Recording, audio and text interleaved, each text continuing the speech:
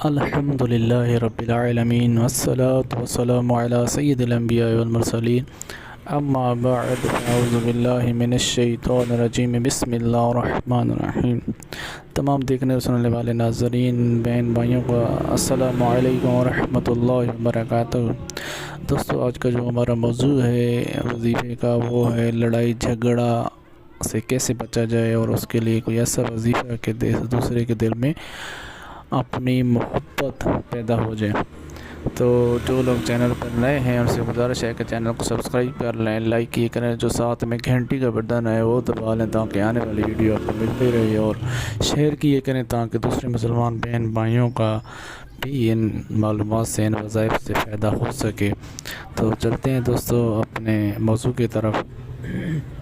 دوستو، آج کا جو ہمارا موضوع ہے وہ ہے لڑائی جھگڑا، اور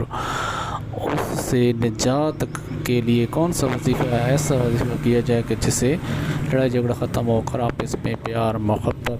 پیدا ہو جائے۔ تو دوستو، یہ ایسی چیز ہے کہ ہر بھائی میں، ہر بہن میں، ہر والدین میں، ہر والد اپنے بچوں میں، والد اپنے بچوں میں، ماں کا اپنے بچوں میں، اور بچوں کا ماں سے، بہن بھائیوں سے، دوستوں سے، رشتہ دار، الغرض کے ہر شخص کا تعلق لڑائی جھگڑے سے کسی نہ کسی صورت میں ہو جاتا ہے، چونکہ شیطان بہت بری چیز ہے اور وہ ہمارے درمیان ناچاکیاں، بے ضابطگیاں پیدا کر کے ہمیں لڑائی جھگڑے پر اکساتا ہے، اور بعض اوقات قتل و غارت تک بھی وہ سلسلہ جا کے پہنچتا ہے۔ تو کوشش کر کے ہمیں ہر وقت تعوذ شریف پڑھنا چاہیے تاکہ شیطان سے ہماری پناہ اللہ پاک دیتا رہے۔ تو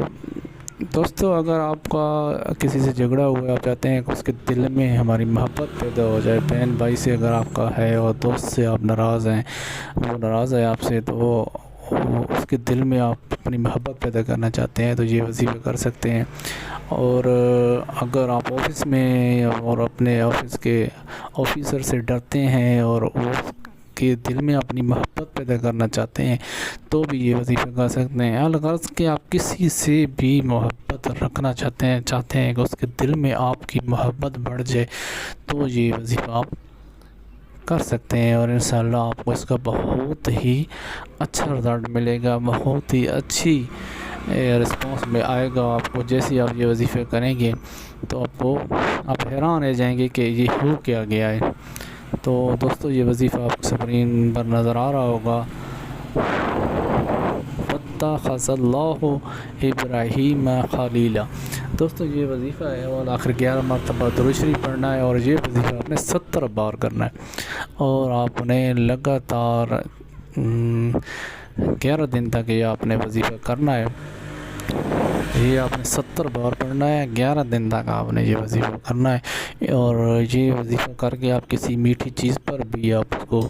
دے سکتے ہیں، پانی پر بھی دے سکتے ہیں، شربت پر بھی دے سکتے ہیں، گڑ پر بھی دے سکتے ہیں، مٹھائی پر، اگر کسی بھی میٹھی چیز پر آپ دم کر کے دے سکتے ہیں، اور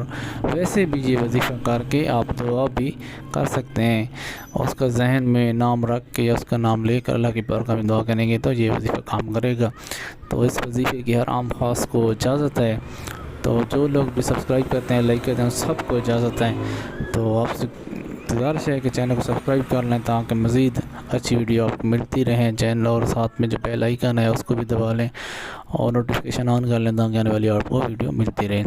تو انشاءاللہ ایک اچھے موضوع کے ساتھ، ایک اچھی وظائف کے ساتھ پھر دوبارہ حاضر ہوں گے، تب تک کے لیے اجازت دیجیے۔ اللہ